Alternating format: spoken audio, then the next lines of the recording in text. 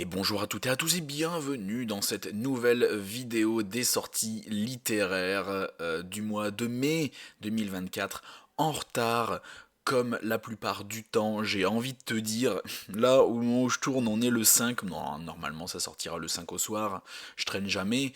Et donc oui, en retard comme d'hab, j'en suis désolé. En fait, il faut savoir que pendant les vacances scolaires, je ne travaille pas. Je suis en congé et généralement on pourrait se dire oui, ben du coup t'es en congé, t'as plus le temps de lire et de te consacrer à YouTube. En théorie. Sauf que chez moi ça fait l'effet contraire. Quand je suis en vacances, je déconnecte de tout, même de la lecture. Je déconnecte complètement de la pression que je me mets pour lire, ce qui fait qu'en fait je ne lis plus du tout. Première semaine des vacances, j'ai lu La Conjuration de Dante, mais alors la deuxième, j'ai plus rien lu du tout. Donc on est quand même parti pour ces sorties littéraires. Je le redis pour ceux qui ne me connaissent pas. Comme d'habitude, je fais la sélection des sorties littéraires du mois qui m'intéressent moi selon mes goûts. Donc ça sera toujours 99% du temps polar et thriller et roman noir, évidemment. Et ce qui m'intéresse. Je peux complètement passer à côté d'une grosse sortie, mais comme je m'en fous, je vais pas vous en parler. Voilà. C'est juste ce qui a titillé mon intérêt dans ce domaine. Voilà. Donc on commence par Heidi Chéri, je vais y arriver, de Lotte Hammer et Soren Hammer. C'est chez Actes Sud, donc j'espère encore une fois que je prononce bien les noms. Je suis désolé si je les prononce pas bien, ne me tapez pas, d'accord. Donc il fait 384 pages et c'est sorti le premier. Donc au Danemark, un criminel s'en prend aux policiers en kidnappant leurs enfants. D'abord une petite fille qui est tuée, puis une adolescente accompagnée d'un camarade qui sont tous deux relâchés sains et saufs. Dans la police, c'est la panique. Certains arrêtent de venir au travail, préférant rester chez eux pour protéger leurs femmes et leurs enfants, tandis que d'autres les envoient en vacances forcées à l'étranger pour les mettre hors de portée de l'assassin. Donc j'ai trouvé ça très intéressant. Donc des enlèvements d'enfants, mais des enfants des policiers. Et donc où est-ce que ça va mener c'est une grande question et j'ai trouvé ça vraiment franchement hyper intéressant. Il n'y a pas encore de critique là-dessus, je trouve ça très étonnant. Mais enfin, voilà. Ensuite, on ne peut pas passer à côté du Franck Tillier Norfairville, donc qui apparemment est une ville du Canada, je crois, nord du Canada. N'hésitez pas à me rectifier si je dis une bêtise. Donc chez Fleuve, comme d'habitude, là c'est marqué existe en version audio. Ouais. Ah non, c'est un autre roman que j'ai eu en version audio, c'est le Bureau des Affaires Occultes là. Enfin, je vous en parlerai après. Donc il fait 456 pages, donc c'est un petit bébé quand même. Donc il est sorti le 2 mai. Donc que je vais acheter, que j'achèterai courant du mois. Je ne sais pas quand exactement. Je ne l'ai pas encore acheté, mais c'est prévu. Voilà. Dans l'univers hostile du Grand Nord, personne ne vous entend crier. Détective et criminologue à Lyon, Teddy Chaffran, je sais pas où Chafran, apprend que le corps de sa fille a été découvert dans une ville minière très isolée du Grand Nord québécois. Voilà, c'est bien ce que je disais, Norfairville. Morgan a été sauvagement mutilé, abandonné dans la neige, non loin d'une réserve autochtone. Sans réfléchir, Teddy plaque tout pour se rendre sur place, bien décidé à comprendre ce qui s'est passé. Là-bas, Léonie Rock, une flic métisse, est mise sur l'affaire. Elle est alors contrainte de renouer avec cet endroit coupé de tout, où elle est née et où, adolescente, trois inconnus l'ont violée. Ah oui. Un retour vers son enfer alors que les températures frôlent les moins 20 degrés. Ensemble, ces deux êtres éprouvés par la vie vont se démener pour trouver des réponses malgré l'inhospitalité de la nature et des hommes. Eh bien, alors ça a l'air très bien et ça me fait penser à du RJ et Laurie qui est dans ce thème-là, toujours très froid, très hostile, très austère, avec des gens toujours, comme c'est marqué là, éprouvés par la vie, toujours très très marqués par une vie difficile, qui sont toujours dans un milieu hostile, très glacé, très grand nord. Peut-être une inspiration, un hommage à R.J. Ellory, je ne sais pas ce qu'il a voulu faire. Et dès que possible, dès que mes finances me le permettent, j'achète ce livre. À moins que les éditions Fleuve tombent sur cette vidéo et décident généreusement de m'offrir le SP papier. Évidemment, mais moi je peux toujours rêver, bien sûr. Et non, non, non, après si je peux choper en tout cas le e-book sur NetGalley, je me laisserai tenter évidemment, mais je préfère l'acheter. Bon, de toute façon je vous tiendrai au courant sur Instagram. C'est pas une mauvaise idée si je peux choper le SP, le SP sur NetGalley.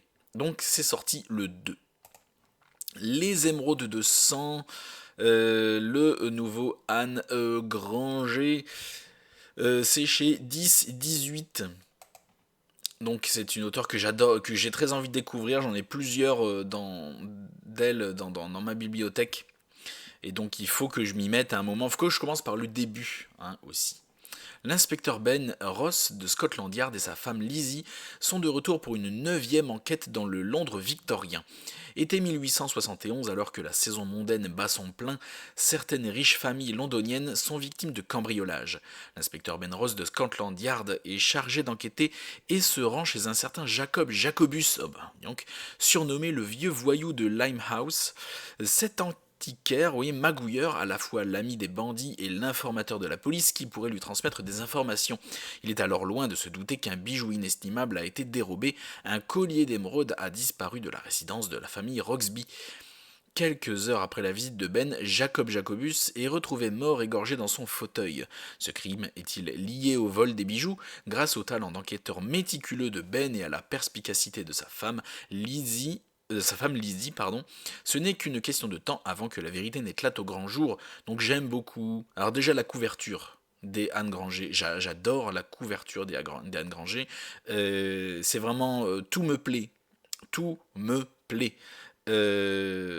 L'époque déjà, la couverture des romans, le type d'enquête qu'elle nous offre, vraiment tout me plaît, il faut vraiment que je m'y mette parce que vraiment il y a grave moyen que ce soit une auteure coup de cœur. Vraiment, il y a moyen.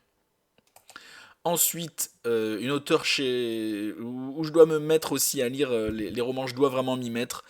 Mais voilà, c'est la sortie en livre de poche. C'est vrai que d'habitude, je le fais jamais.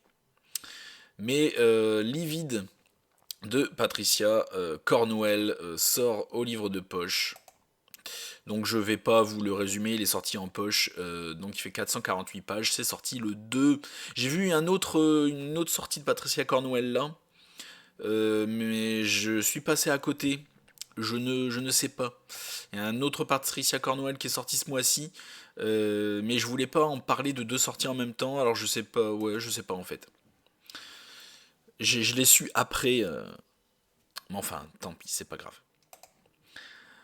Le mystère de Nerval de Diane Morel chez Fayard. Donc c'est un polar historique qui s'est marqué là, comme le port salut comme on dit.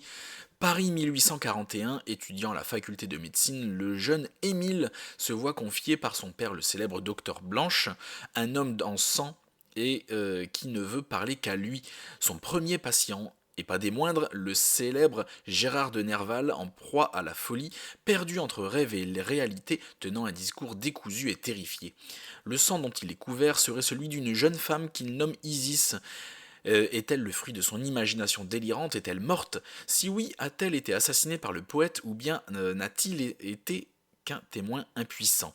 Du tout Paris, lettré du 19e siècle à la préfecture de police rue de Jérusalem, Émile Blanche entreprend de résoudre cette mystérieuse affaire oscillant entre ses obligations d'apprenti médecin et ses nouvelles missions d'expert légal. Normalienne et scénariste, notamment dans le domaine de l'animation, Diane Morel est passionnée par l'histoire, le mystère de Nerval est son premier roman, donc ça a titillé ma curiosité quand même assez fort, ce qui pour un premier roman comme ça est très encourageant. Je trouve, je suis très curieux. Si je tombe dessus, peut-être qu'éventuellement je pourrais me laisser tenter par un achat. Il faut voir. Encore une fois, quand mes finances me le permettront. Donc c'est sorti le 2 mai. Voilà, il fait 300 pages, donc ça va, il est pas long. Ça se lit très bien. Alors je m'étonne moi-même, mais ce Valentin, alors je suis pas très Valentin Musso, d'accord, mais celui-là a titillé ma curiosité encore une fois. Le mystère de la maison aux trois ormes, chez Seuil Édition, il fait 368 pages et c'est sorti le 3 mai. Donc comment résoudre un meurtre si personne ne l'a commis? Le commissaire forestier est appelé en urgence par Yves de Montalabert, un aristocrate qui a reçu des lettres de menaces et craint pour sa vie. Le policier se rend chez lui au cœur de la campagne normande pour démasquer le corbeau. Mais à sa grande surprise, il découvre que le comte a invité 4 personnalités à se joindre à eux. Un jeune journaliste en vogue, la femme d'un riche industriel, un médecin des beaux quartiers et un général ayant l'oreille du pouvoir. Des convives bien sous tout rapport, du moins en apparence. Le soir même, le comte est assassiné brutalement dans son bureau alors que portes et fenêtres sont verrouillées de l'intérieur. Qui plus est, tous les invités possèdent un alibi irréfutable. Confronté au plus déroutant des mystères de chambre close, Forestier prend l'affaire en main. Il ignore que cette énigme en cache une autre bien plus incroyable encore. Donc avec ce roman à twist, blablabla. Bon, il nous fait une mystère de la chambre jaune, si tu veux, avec un petit style d'Agatha Christie, je trouve. Parce que voilà, on est dans une grande maison, voilà, dans une grande propriété. Euh, on n'a que des aristos, des personnes bien sous tout rapport, assez célèbres, tu vois. Bon, existe le journaliste, mais bon, voilà. Et on a un mystère, voilà, en chambre close. Et voilà, ça fait très à la fois Agatha Christie, ça fait penser toujours au mystère de la chambre jaune, évidemment, qui est un mystère en chambre close, certainement le mystère en chambre close le plus connu. Donc pourquoi pas? Pourquoi pas? C'est sorti le 3 mai. Je vois une note là, mais qui est assez mitigée. Bon, enfin, ça veut rien dire après, hein. Donc pourquoi pas? Si vous l'avez déjà lu, n'hésitez pas à me donner votre avis dans les commentaires. Et donc ensuite, ah bah voilà, le Patricia Cornwell, je l'avais mis dans finalement, j'étais pas sûr de l'avoir mis dans mes suggestions. Et ben voilà, il sort le 15 mai, le Patricia Cornwell, mort suspecte. Une enquête de Case Carpeta qui sort le 15, il fait 400 pages, donc ça va, c'est pas trop long. Le lendemain de la nuit d'Halloween, la plus sanglante qu'ait connue la Virginie, Case Carpeta, la chef de l'institut médico-légal, doit abandonner ses autopsies pour enquêter sur des meurtres particulièrement violents.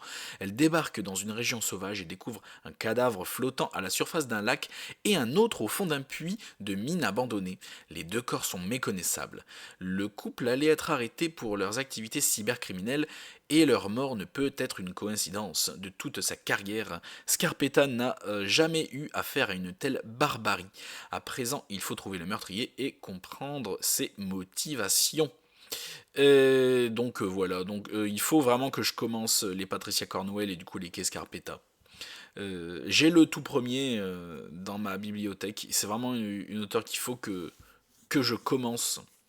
C'est pas demain la veille que je vais arriver à être à jour avec ce tome-là.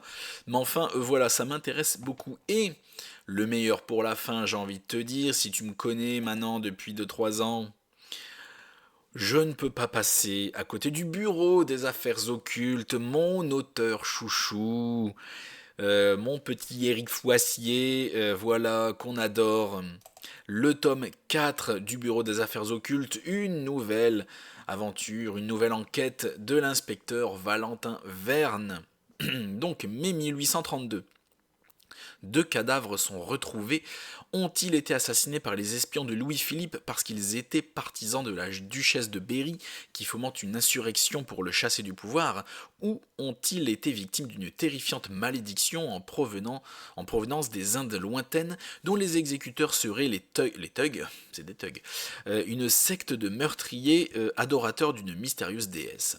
C'est ce que Valentin Verne doit découvrir. Perdu au cœur d'intrigues politiques qui le dépassent, il va se retrouver confronté à de nouveaux ennemis, visibles ou invisibles, qui n'ont rien à envier aux plus dangereux truands de la capitale. Et c'est ce que je préfère dans cette saga du Bureau des Affaires Occultes, c'est que On a un Valentin Verne que j'aime beaucoup, qui a son histoire très forte, qui a ses démons, tu vois, et son vécu très très très très difficile.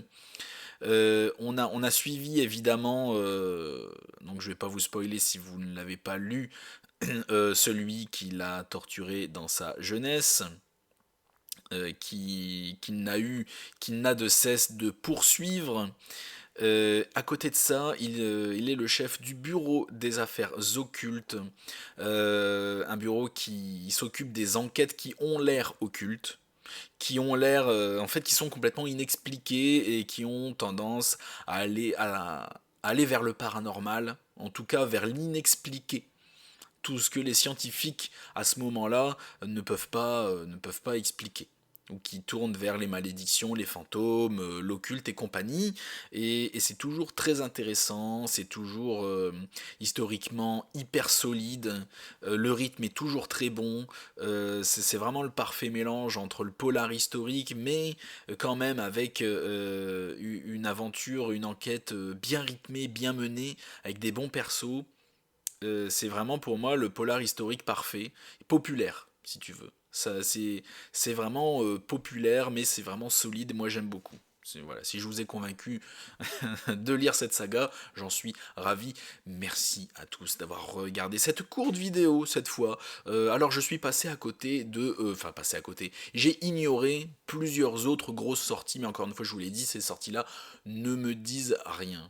Voilà, c'est que ça ne m'attire pas plus que ça, ou carrément que c'est des auteurs peut-être que je n'apprécie pas, ou du coup je n'en parle pas. Voilà. En tout cas, c'est comme ça que je procède pour ces vidéos-là. Merci à tous d'avoir regardé la vidéo jusqu'au bout. N'hésite pas à t'abonner à la chaîne, à liker la vidéo, à la partager comme d'habitude. Tu fais ce que tu veux. Merci à tous.